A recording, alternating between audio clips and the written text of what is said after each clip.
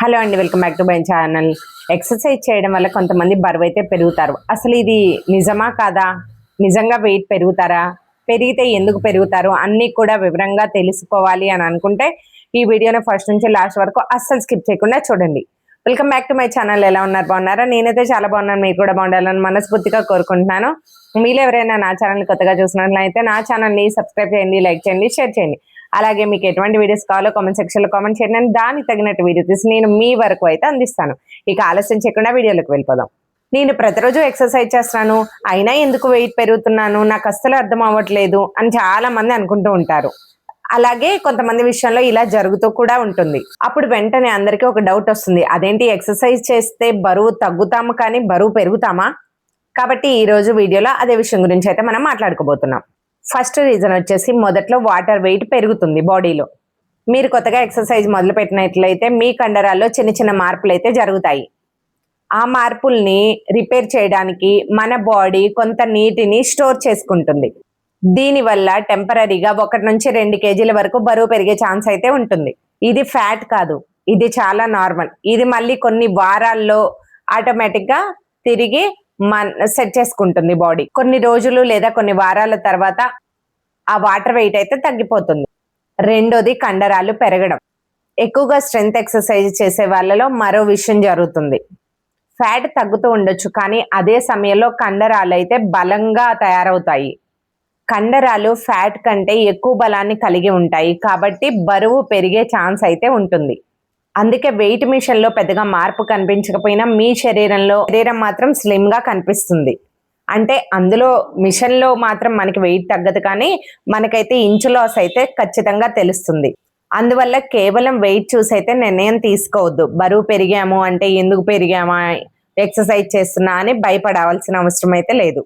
మూడోది, ఎక్సర్సైజ్ చేస్తున్నాను కాబట్టి ఎక్కువ తినడం. చాలా మంది చేసే అతి పెద్ద పొరపాటు ఏంటంటే, నేను గంట సేపు ఎక్సర్సైజ్ చేశాను కాబట్టి ఈ రోజు ఏం తిన్నా కానీ ఏం కాదు, క్యాలరీస్ అయితే బర్న్ చేసి వచ్చేసాను కాబట్టి పెద్ద ప్రాబ్లం ఏమి లేదు అని అనుకుంటూ వాళ్ళకి ఇష్టమైన ఫుడ్ అంతా తింటూ ఉంటారు. వర్కౌట్ లో 300 క్యాలరీలు ఖర్చు చేస్తే తినడానికి 600 క్యాలరీలతో నింపేస్తారు. సో అలా చేయడం వల్ల కూడా మన బరువు పెరిగే ఛాన్స్ ఉంటుంది. కాబట్టి ఎప్పుడైనా ఎక్సర్సైజ్ చేస్తున్నాము లేదా ఏదైనా వర్కౌట్ చేస్తున్నాము అని అనుకున్న టైంలో ఎక్కువగా అతిగా అస్సలు తినొద్దండి. మనం ఎలా తింటామో అలాగే తినాలి. వర్కౌట్ ఎంత ముఖ్యమో ఆహారం కూడా అంతే ముఖ్యం. కాబట్టి రెండు కూడా చూసుకునే చేయాలి. ఇంకొకటి, నిద్ర సరిగా లేకపోవడం. వర్కౌట్ చేసినా కానీ రోజు సరిపడినంత నిద్ర లేకుండా 4-5 గంటలే నిద్రపోయారనుకోండి, శరీరంలో హార్మోన్స్ ఇన్బ్యాలెన్స్ అవుతాయి. దానివల్ల కూడా మనం బరువు పెరిగే ఛాన్స్ అయితే ఉంటుంది. ఎక్సర్సైజ్ చేసినా కానీ మనకి రోజుకి 7 నుంచి 8 గంటల నిద్ర అయితే ఖచ్చితంగా అవసరం. కాబట్టి ఖచ్చితంగా నిద్రపోండి. శరీరంలో హార్మోన్స్ బ్యాలెన్స్ తప్పాయి అనుకోండి, దానివల్ల కూడా మనకి ఎక్కువ ఆకలి వేస్తుంది, తెలియకుండానే ఎక్కువ తినేస్తాం, దానివల్ల కూడా బరువు పెరుగుతాం. స్ట్రెస్ కూడా ఒక కారణమే మనం బరువు పెరగడానికి. ఎక్సర్సైజ్ చేసినా కానీ స్ట్రెస్ తగ్గించుకోకుండా, స్ట్రెస్ లెవెల్స్ ఎక్కువ ఉన్నా కానీ మనకు బరువు పెరగడానికైతే అది కారణం అవుతుంది. స్ట్రెస్ కూడా ఒక కారణమే అండి బరువు పెరగడానికి. ఎక్సర్సైజ్ చేస్తున్నా కానీ స్ట్రెస్ లెవెల్స్ని తగ్గించుకోకుండా ఎక్కువ లెవెల్లో మనకి స్ట్రెస్ ఉన్నా కానీ అది కూడా మన బరువు పెరగడానికి కారణమే అవుతుంది. ఎక్కువ టెన్షన్, ఎక్కువ ఆందోళన పడడము, అలాగే వీటన్నిటి వల్ల మన శరీరంలో కార్టిసోల్ అనే హార్మోన్ రిలీజ్ అవుతుంది. శరీరంలో కార్టిసోల్ అనే స్ట్రెస్ హార్మోను పెరగడానికి కారణమవుతుంది. దీనివల్ల శరీరంలో నీరు నిల్వ ఉండడం, దానివల్ల ఎక్కువ తినడం, వీటన్నిటి వల్ల కూడా వెయిట్ తగ్గకపోవడం జరుగుతుంది. అలాగే వెయిట్ ఎక్కువ అవ్వడం కూడా జరుగుతుంది. అందుకే వర్కౌట్స్ తో పాటు మనసుకు కూడా ప్రశాంతతని ఇవ్వాలి. కేవలం వెయిట్ మిషన్ మాత్రమే చూడొద్దు. ప్రతిరోజు వెయిట్ చూసుకుంటే ఒకరోజు పెరుగుతుంది, ఒకరోజు తగ్గుతుంది. ఇది సహజం. కానీ దానికి బదులు మీరు నెలకు ఒకసారి ఒక ఫోటో తీసుకోండి. లాస్ట్ మంత్ ఫోటోకి ఈ మంత్ ఫోటోకి ఎంత వేరియేషన్ ఉందో చూసుకోండి. దీన్ని బట్టి మీకు అర్థమవుతుంది. వెయిట్ మిషన్లో మనకి వెయిట్ తగ్గకపోయినా కానీ ఒక్కొక్కసారి ఎక్సర్సైజ్ చేయడం వల్ల మనకి ఇంచ్ లాస్ అయితే జరుగుతుంది ఖచ్చితంగా. డ్రెస్ ఎలా ఫిట్ అవుతుందో చూసుకోండి.